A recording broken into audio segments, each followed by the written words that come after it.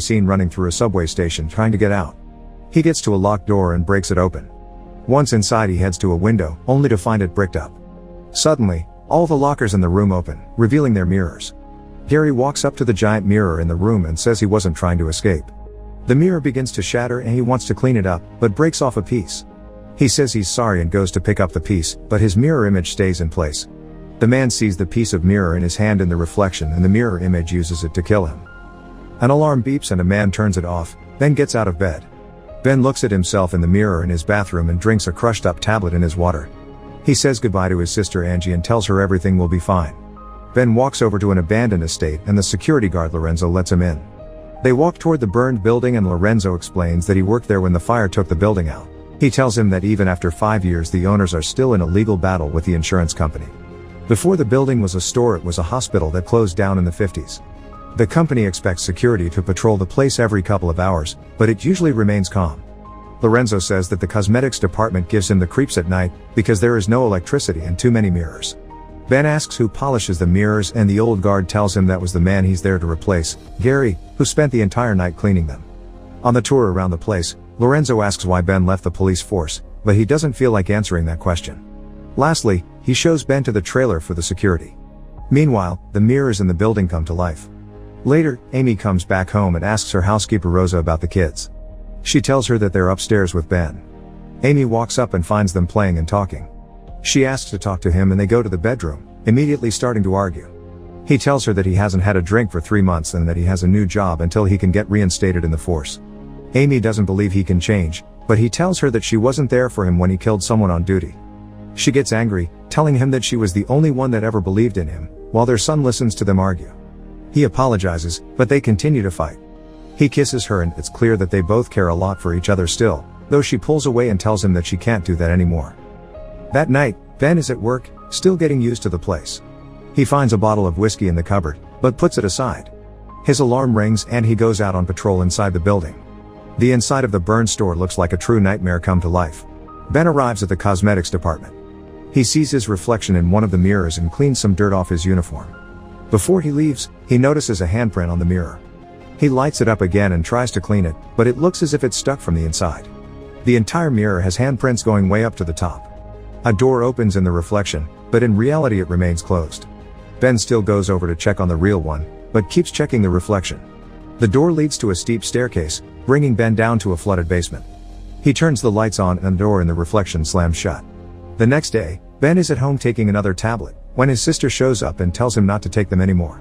She's concerned about him and he tells her that even though he doesn't like his new job, he needs it to take care of Amy and his kids. He doesn't want to sleep on her couch for the rest of his life.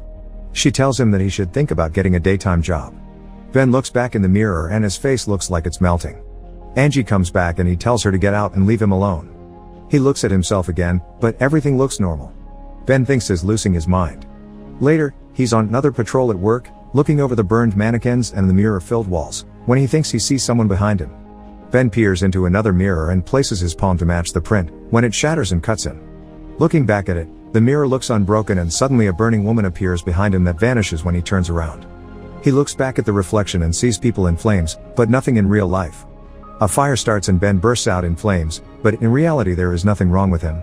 He puts himself back together when he notices that everything is fine and he finds Gary's wallet on the floor. Ben gets back to the trailer and goes through Gary's locker. He cleans out his wound and dresses it. Ben checks Gary's wallet and finds a note inside, with the word Essiker written on it.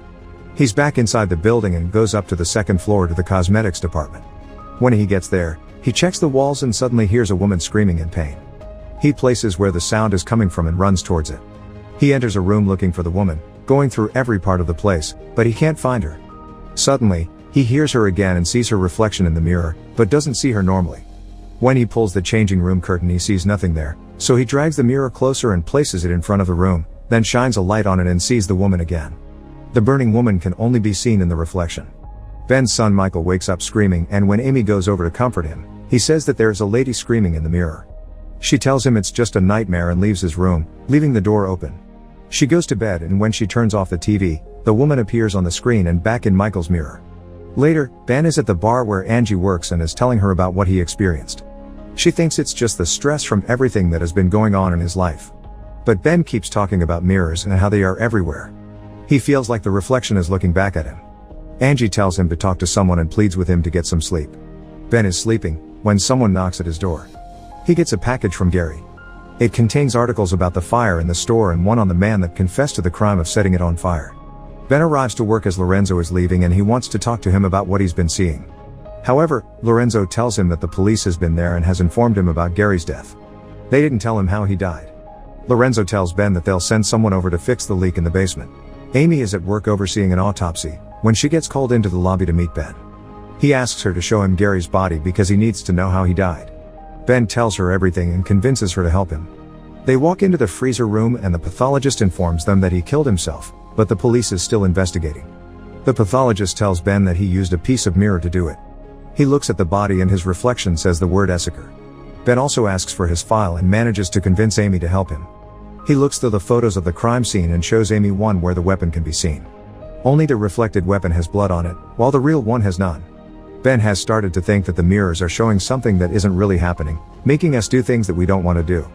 Amy tells him not to talk like that if he wants to get reinstated. He says that he's seeing things and feeling what they're showing him. She asks what medication he's taking to stop drinking. Ben shows it to her and she says that the drug has a lot of side effects. He apologizes for bothering her and thanks her for trying to help. Later, Angie is getting ready to take a bath. She takes off her robe and walks away to the tub, with her reflection staying in the mirror. As soon as she's in, the reflection begins to tear her face in two, making the same thing happen to Angie in reality. She dies in the tub. Next, the police is there investigating her death. A detective walks into the bathroom and drains the bathtub. He reveals her face and sees the damage.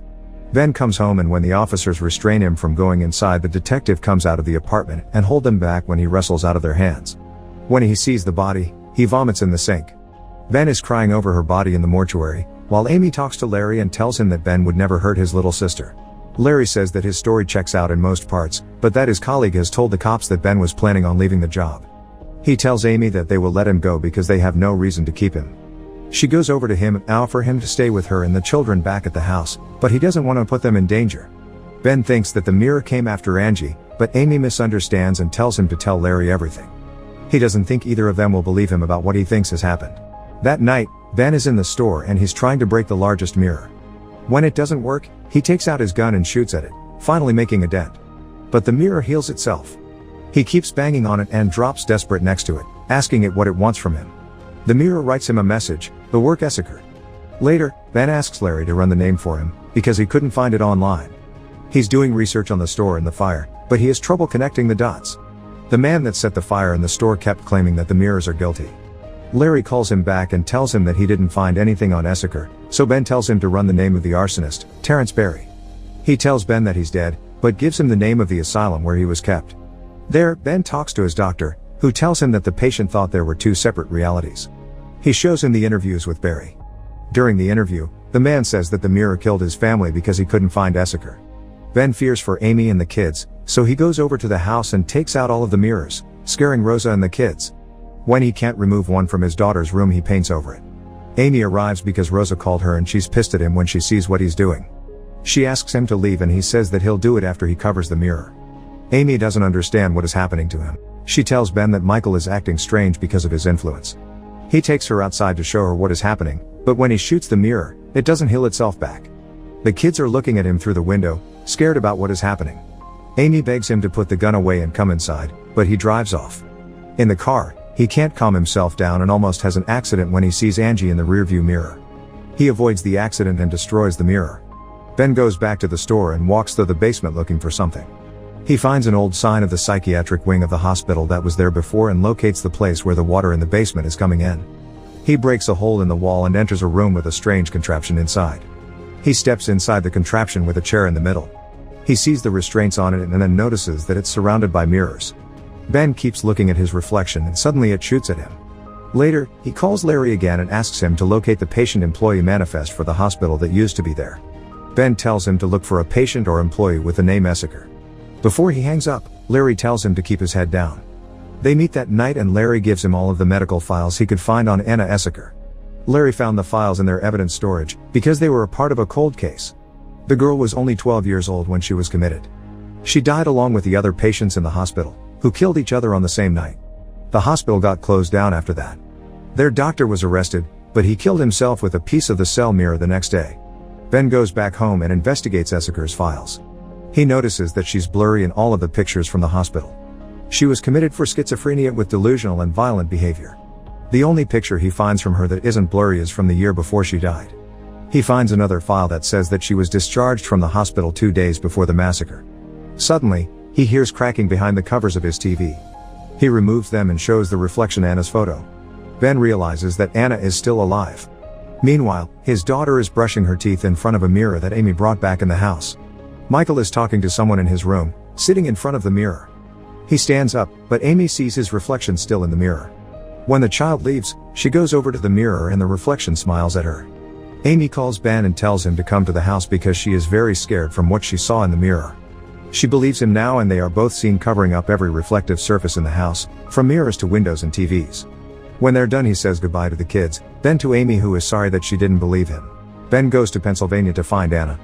He turns on a dirt road when he sees her name on the mailbox. Ben arrives at the house and recognizes it from the photo. He knocks on the door, and when no one answers, he goes to the window when a dog scares him. A boy walks out asking what he wants, and Ben tells him that he's looking for Anna Essaker. He tells his mom what Ben is asking for, and she comes out of the house asking what he wants from Anna. Ben lies to her that he's writing a paper on schizophrenia, and she sends the boy in to tell his grandfather that someone is asking about his sister. The old man takes him down to the basement where they used to keep her because her fits were too violent. He tells Ben that they had every priest, healer and doctor from all over the county, but no one could help her. Ben steps in and sees the state of the place where the girl was kept, as her brother tells him that Dr. Kane was the only one that answered their cries for help. He didn't believe in demonic possession, and he thought that he could help her. Ben asks the brother where she went after the hospital, but he thinks that she died there. Ben tells the man that he knows she was dismissed earlier and finds out that she stayed with them for a little while. She left because a strange thing began to happen with the mirrors in the house, while the girl was totally cured. He asks him where he can find her, and the brother tells him that she was sent in a monastery where mirrors are forbidden, so they can't get to her. Ben gets to the monastery and asks to speak to Anna. Ben tells Anna that he came there to ask her why the mirrors from the hospital are so desperate to find her. He begs for her help to save his family. Anna tells him that the mirrors are windows to our world. What wishes to find her is what is imprisoned inside them. Dr. Kane's therapy consisted in making the patients remain in a mirrored room for days on end to rid them from their schizophrenia. But he was wrong. Anna wasn't cured. The demon that was inside of her passed on into the mirrors and has been collecting the souls of those it has killed since. She thinks that if she comes back there, it can use her as a vessel to cross the threshold back to the real world. Ben tries to convince her, but she won't do it. He tells her about all the people that were murdered and shows her a picture of his family so she can understand who he's trying to save. Meanwhile, Michael's reflection opens the door to the room where Amy and the kid are. Ben calls Amy to tell her about his progress, but she suddenly realizes that Michael is gone from her side. When she looks through the door, she finds the house flooded. Ben tells her to be careful of the reflections in the water. She sees that the mirrors have been scrapped off too. Ben tells her to find Michael and stay away from the water and mirrors. Suddenly, something moves behind her and Amy drops the phone. Ben storms into Anna's room and threatens her to come with him. Simultaneously, Amy is turning off all the pipes, and when she reaches the one in the bath, she sees Michael in the reflection, then gets pushed under the water and begins to drown. At the same time, the daughter hears her voice calling her and she enters her room. When she walks inside, she sees her mom in the reflection behind her. The reflection grabs her and starts cutting her, when the real Amy comes inside and pulls her away from the mirror. The reflection is angry that they escaped. Amy hides her daughter in the closet and tells her not to move from there no matter what she heats. The house keeps flooding. But Amy walks down to the first floor to find Michael. He's scrapping off the paint from the mirror with a knife. Michael tells Amy not to be scared because he just wants to play with them. He runs away with the knife and she goes after him, then sees his reflection under the chair, thinking that he's hiding from her. The reflection cuts her and runs away. In the meantime, Ben takes Anna back to the building. As soon as they enter, things start appearing in the mirrors all around. They go down to the basement and Ben gets her to the chair because she keeps her eyes shut. She tells him to strap her on the chair and that there is no other way to save his family. Back at the house, Amy finds Michael sitting in the water. When she approaches him, his reflection looks at her, then pulls him under the water. Amy can't get him out, so he drowns. Anna tells Ben to leave her inside and begins to pray as the demon pushes through the mirror reality. She opens her eyes and all the mirrors in the building explode, killing her in the process. Michael is released from the water too, and Amy performs CPR on him until he spits out the water. The mirrors in the building are completely destroyed. Ben walks inside the mirror chamber, but doesn't find Anna there. He hears something crawling on the walls and the demon appears in possession of Anna's body. Ben shoots at it, but it keeps dodging him. Eventually it attacks him and throws him out of the room, then drags him around the basement. Ben struggles with the demon, but manages to push her onto a gas pipe. He shoots at it and the whole thing goes off in flames. The building begins to fall apart as Ben tries to escape it. The demon attacks him again, but he pushes it off and it gets caught under the rubble. Ben gets caught as well. Fortunately, he pulls himself out of the rubble and walks outside, where a cop car is waiting. Policemen and firemen pass by him, but no one notices him. He walks over to Lorenzo, but sees that his badge is the wrong way round. The signs on the cars are the same way. He finally checks the wound on his hand, but it appears on the wrong one. Ben walks outside, but doesn't see his reflection.